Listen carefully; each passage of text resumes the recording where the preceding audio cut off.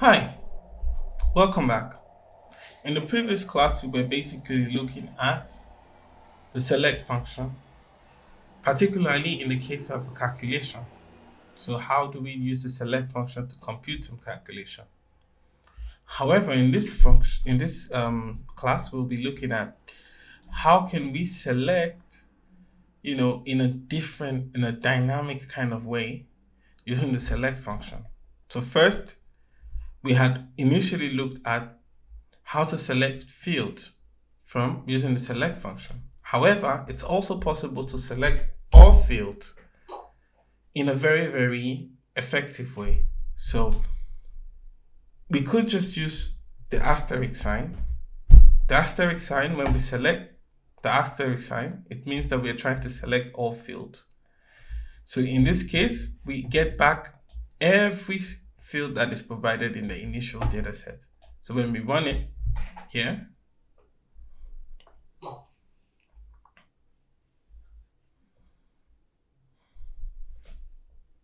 it takes a while because now we have to get all the fields, and so it takes much more data to actually pull. It takes a lot of more computation and also like downloading of data to get all the data set in this case. So here now we have our data set, and here we have all the columns that is in the initial data set. And this is because we have used the star. Also, we could also combine select star with maybe a calculation, for instance, or another function.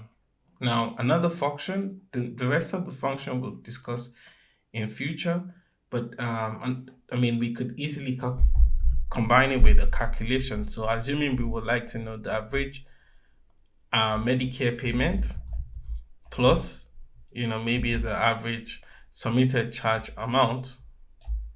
So here now, one thing we could do here is put a plus and then put this here. So what have I done? So in this case, I did a select star, and then I added a new column, and then I did the computation that I wanted. And now I could put like addition here. So now initially before running the query, we could see like the last column is the average Medicare standard. And then when we run the query now,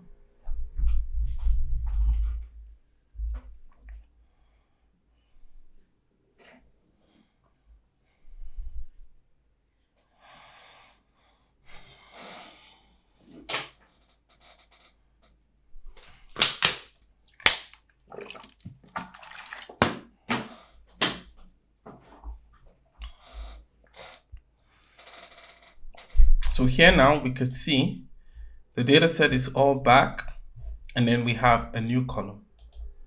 So a new column that basically adds up these two columns. So here, these two columns is added to form this new column. So here you have all the data sets, and then you have the added column. So this is how we use the select function.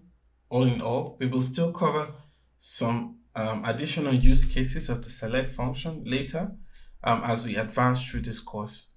Thank you.